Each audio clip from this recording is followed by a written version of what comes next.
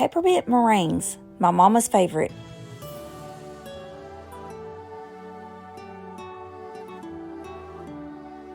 Hey y'all, it's April with My Crazy Creative Life, and in today's video I'm making peppermint meringues. I made these last year for Christmas time, and my mom absolutely loved them. And then I also made them around Valentine's Day, and you can go back and look at my Valentine series and see them there. But these meringues are very simple to make. It's just you got to follow the right process. But as far as it being hard, it's not hard, and it takes just a few ingredients. And I like that about this, and that's what I try to bring you guys. And like I said, well, they're very good. Like I said, though, you just have to follow the right process.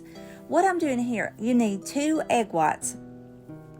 You want to make sure that these are at room temperature. And what I'm doing is breaking them in a separate dish. That way, I know for sure if I've accidentally got maybe a shell in it, or I've accidentally got a little bit of the yolk in with the white. Because if you've got any trace of that yolk in with the white, your egg whites won't beat up properly.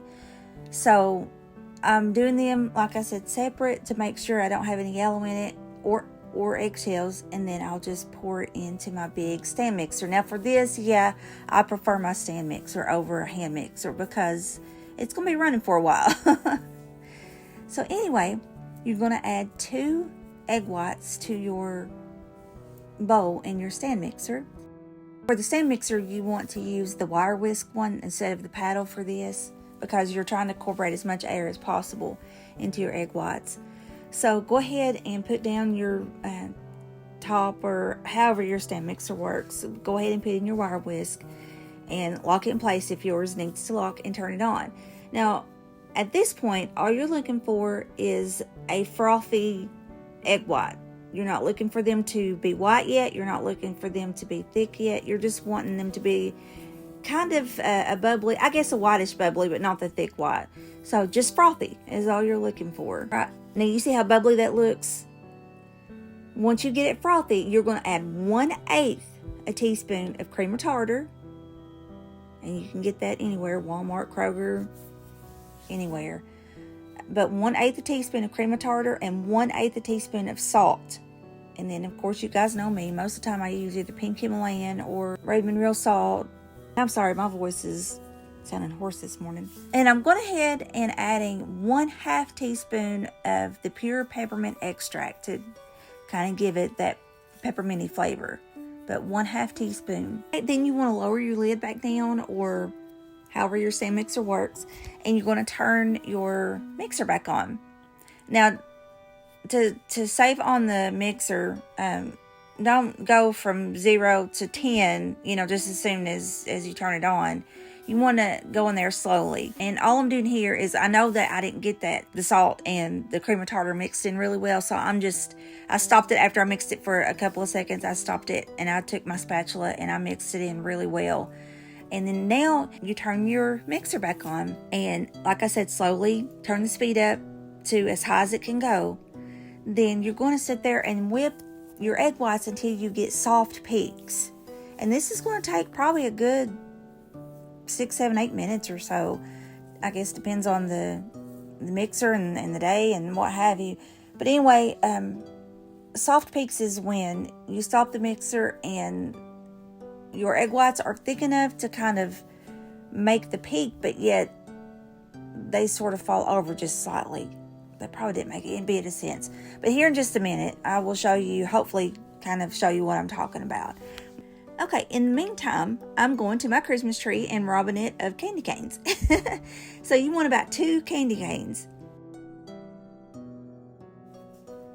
Okay, we're starting to get close to soft peaks. We're not exactly there, but you can see how whenever I try to swirl and then I lift up, it is kind of stand up, but then it will immediately lean over.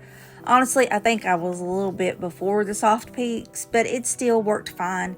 But once you think that you are at soft peaks, then you are going to add 1/2 cup of granulated sugar. Once you've added your 1/2 cup of granulated sugar, then you're just going to lower your lid down, or however your mixer works, and you're going to slowly turn your mixer back on to high speed. Then you're just going to let your egg whites whip up to stiff peaks. Alright, in the meantime, I'm taking those 2 candy canes I got off my tree, taking the plastic off, putting them in a little baggie, and I'm just going to bust them up and break them into just super tiny little pieces. I've got a mallet somewhere. Who knows where that thing is? So I started out with a a potato smasher, like for your mashed potatoes. That didn't work. So then I ended up just getting a coffee cup, and the bottom of the coffee cup just gently kind of broke up the candy cane, and that worked fine. This is probably a little closer to your soft peaks. Right, while that continues to whip up, I take a disposable piping bag. I cut off a little bit of the tip. I showed you how much I cut off. Probably should have cut off a little bit more than that.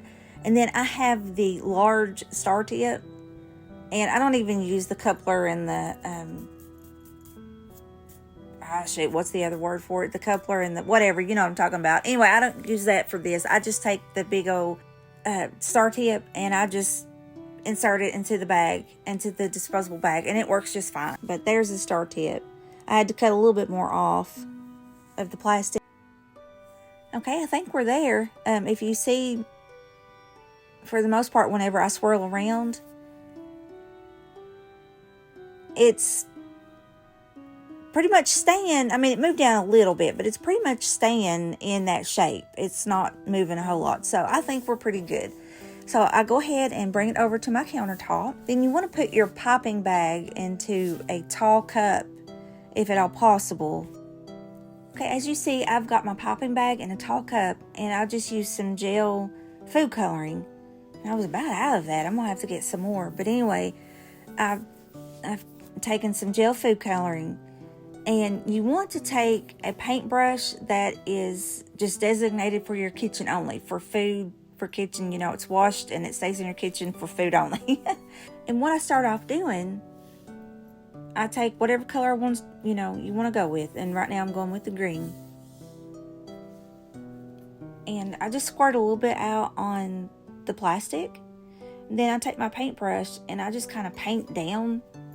Take the paintbrush and just kind of swipe down. And what I'm trying to get is stripes in my bag. In my pastry bag. And sorry, I'm out of frame just a little bit here. And so I'm just trying to do, stripes in different spots in that bag. And I'm trying to alternate, and you'll see here in a minute, I'm trying to alternate red, green. But if you get it too close together and you put too much in there, that red and green will turn a brown, if it's too close together and it starts to mix. So you kind of got to be careful and be aware of that, and just make sure that it's spread out enough. All right, once you've got your food coloring gel in your piping bag, then go ahead and put your egg whites into your cup. Then I just took a cookie sheet and put parchment paper over top of the cookie sheet, and you just start popping them out. You just want like little dollops. And of course, the first few, the color might be a little ugly because the color kind of blends, but at the bottom. But after that, then they start getting really pretty, or at least I think so. So just pop out some little dollops onto your cookie sheet.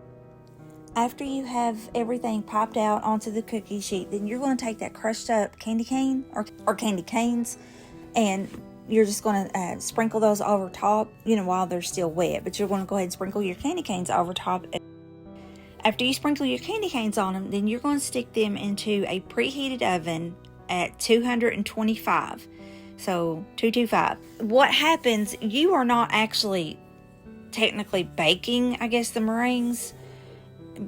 You're pretty much just drying them out. So it's going to be low and slow. So that's why it's 225. And you're going to bake them for 90 minutes. That's 90.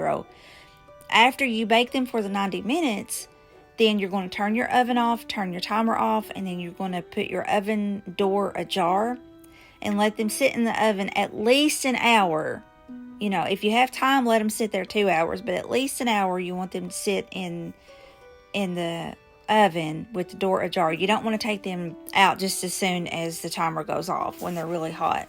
Then once you take them out of the oven, after your 90 minutes is up and then your hour, at least an hour is up, then you take them out of the oven, and they should peel off of the parchment paper easy, and then just store them in an airtight container and enjoy them. Hey, if you like this video, check out my previous Christmas video, or you may want to check out my 13 Snacks of Halloween series too. Talk to you soon.